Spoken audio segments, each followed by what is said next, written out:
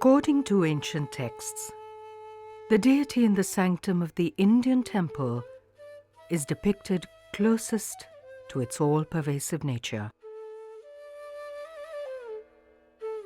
It is a manifestation of the ultimate truth. There also developed a great tradition of uttsava murtis, or festival images. The deity, in many manifestations of human form, comes out to the streets of the town. Sometimes he performs a journey to a place of pilgrimage. He may be taken for a ritual bath, or even to the seashore to enjoy the breeze. As presented in the ritual texts, the utsavas are of two kinds. These take place as a regular part of worship, in which the deity may make a circumambulatory tour of the temple, and those which occur once in a week, month, and year. The most important are the grand celebrations called Maha Utsavas, which are annual celebrations. In all these utsavas, the deity leaves the sanctum and becomes approachable to all. The abstract, all-encompassing reality is given a form which we can relate to. A human form with emotions we can understand, even as a family man with a wife and child. It is the human form, luminous with the beauty of divinity. By about the 8th century, the utsava murtis in the temples of Tamilnadu began to be made in bronze. This tradition of bronzes, which reached its height in the rule of the Cholas, resulted in some of the finest works of Indian art. A very different tradition of modeling was followed here in India, and particularly in the South Indian bronzes, where unlike the European tradition of using models, the images were all made using mnemonic techniques, whereby the craftsmen were meant to memorize dhyana-shlokas, which describe the attributes of various goddesses and gods, and they used the Talamana canon of measurement to essentially visualize the image and then sculpt it out of their own imagination rather than using models. In the skilled hands of devoted artists, the metal images communicated the majesty and dignity of the deities, as well as the suppleness and dynamic movement of their bodily form. These are remarkably expressive and graceful. They convey the spiritual fervor of the artists who made them. These works of art are a part of a divine architecture, where the deity manifests himself in forms which awaken the bliss and the peace within the viewer.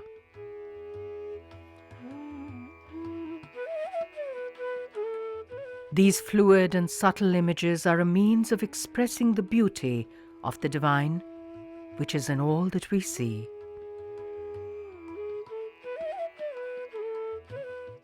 In medieval Tamilnadu, Hindus worshipped their deities in shrines within their homes and in temples.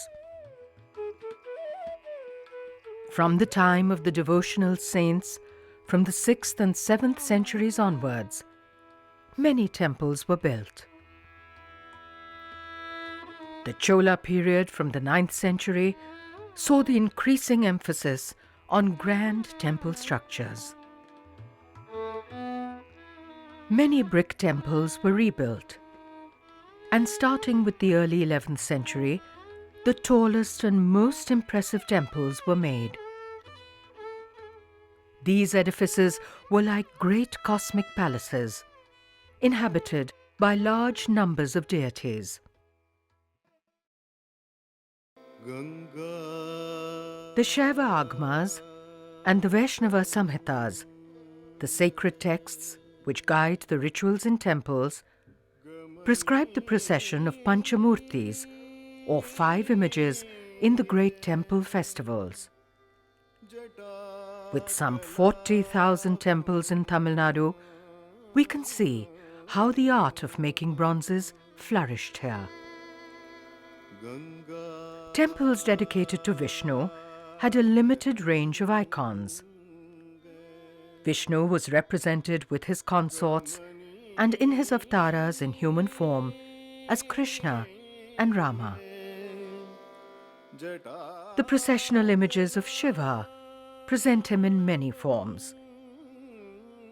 We see him as a family man in the Soma Skanda icon, with his beautiful wife Uma and child Skanda. As Bhikshatana, we see Shiva as the enchanting mendicant. As Veenadhara, we see Shiva as the lord of music. His lower hands would have held the veena, a stringed musical instrument. Many bronzes are also made of Shiva's wife Parvati and their sons Ganapati and Kartikeya. The sacred texts also mention Bhaktotsavas, the festivals of the devotees of the Lord. These celebrate the 63 saints of the Shaiva tradition and the 12 saints of the Vishnu temples. On the day of the procession, the bronze image of the saint is taken in front of the deity, and his compositions are recited before it. The most magnificent image in the bronzes is the Nataraja, Shiva in his cosmic dance. In this dance, he creates and destroys the world. The richness of symbolic meaning in the Nataraja image makes it one of the greatest icons created by man. The circle in which he dances is samsara, the cycle of life and death in this illusory world. In one hand he holds a drum, whose heartbeat sound represents the creation of the world. Complementing the moment of creation is the simultaneous destruction of the cosmos. In his other hand, he holds the fire with which he destroys the world. The lower right hand offers solace to the devotee, granting fearlessness with the Abhay Mudra. The lower left hand points to the raised foot. This foot springs up from the back of the dwarf of ignorance, of forgetfulness of the truth. The dwarf, Apasmara, is crushed under the right foot of Shiva. Under the raised foot, the devotee is promised refuge from the turmoil and confusion of the world of illusion. The dance is wild, as we see from the coils of Shiva's hair which fly in all directions. Yet, the expression of the Lord is serene, and the many limbs are in perfect balance. At the center of all the dynamic movement is the stillness of peace. I think that notion of serenity or of stillness after agitation, the Shantarasa, is something that animates much Indian art. But it's to be cherished precisely because it's seen against a context of agitation and of non-repose. So, once again, the viewer or the worshipper is not invited to look at a desiccated, dry, abstract idea of serenity. It is actually a hard-won serenity that is placed in counterpoint to the invitations as well as the agitations of the material world. So it's this notion of counterpoint, the interplay of opposites, which for me truly defines the genius of Indic art. In his hair, Shiva has Ganga, the heavenly river, as she passed through Shiva's locks on her descent to the earth. The Chola artists imaged deities as graceful, languid beings. There is always a sense of repose. Minute details, such as the gentle swelling of bellies, bring these bronzes alive before us. These bronzes also mark great technical achievement in the arts, where metal was flawlessly molded to give form to the intangible. The material never dominates the image, which moves the viewer through the perfection of its beauty. A balance is achieved in the dancing icons, where Sambandar balances on one foot, his arm extended in a posture that is dynamic and graceful. Nuances, such as a heel raised off the ground, show an effortless naturalism which goes far beyond photographic reality. We can relate immediately to the shyness of Parvati as a bride. Her companion gently places her hand on Parvati's back, encouraging her to move forward. The Kalyana Sundara Murti is undoubtedly one of the finest expressions of world art, where individual emotions are translated to a universal plane. As Shiva clasps Parvati's hand when they are married, the onlooker relates to the divine through emotions which are so closely a part of his own life.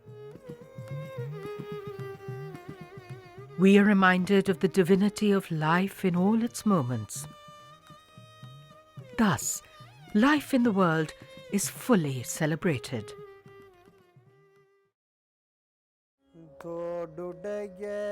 While the bronzes were made, Vedic hymns were chanted and sacred rites were performed at appropriate stages. They were elaborate rituals of establishment, similar to those of the main temple icon, whereby the divine presence was infused in the images. The uttsava murtis would then reside in the sanctum or close to it.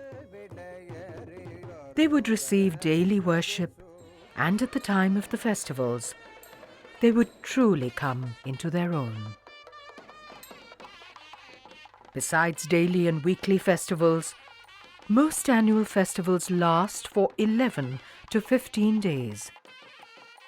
They are grand and colourful occasions in which the deities are carried through the city streets, on palanquins and on vast chariots. The chariots or rathas have tall superstructures which resemble temple towers. Such festivals continue till today as expressions of religious fervour and personalized devotion to the deities.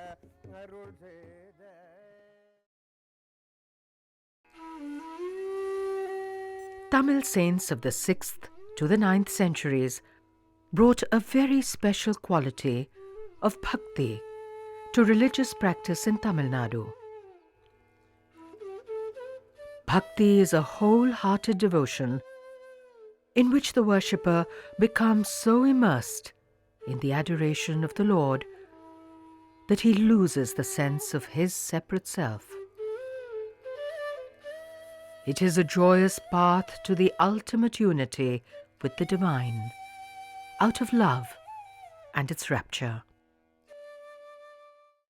It's a matter of mind, isn't it? There can be a very personal relationship with God. It's a personal relationship with something which is probably beyond our comprehension, but at the same time, the surrender is a accepted form of worship both in the Saivite tradition as well as the Vaishnava tradition. Finally, you are supposed to surrender. Bhakti is the ultimate and most personalized expression of love of the deity. The poems of the saints left a deep impression upon Tamil culture, which continues till today. The Shaiva saint Appar sings of Shiva. If you could see the arch of his brow, the budding smile on lips red as the kovai fruit, the sweet golden foot raised in dance, the essence of the uttsava murtis is found in their poems. This is the Lord who has come out of his all-pervasive form in the inner sanctum to be among his people. On the streets he offers Darshan, a view of himself. In Indic traditions it is believed that the act of looking upon the divine is an act of receiving grace. The divine is present everywhere. In our recognition of that, we are blessed. The deity is treated as an honored guest and beloved Lord. He receives puja or ritual adoration every day, and in some temples, even up to 8 times a day. Priests wash his feet, bathe and anoint him, rub sandalwood paste on him, and dress and ornament him.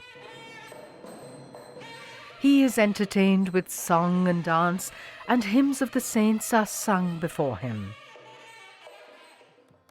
Inscriptions speak of a dazzling array of jewelry which was gifted to the deities. These were given by a wide range of persons, from royalty to merchants, musicians and dancers, and palace maids. Inscriptions also inform us of 400 dancing girls who were brought to live in Tanjavur to dance before the deities.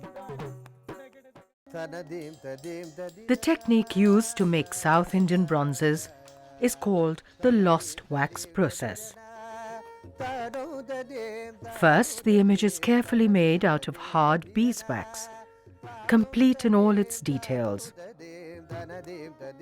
Then the wax is covered with layers of clay.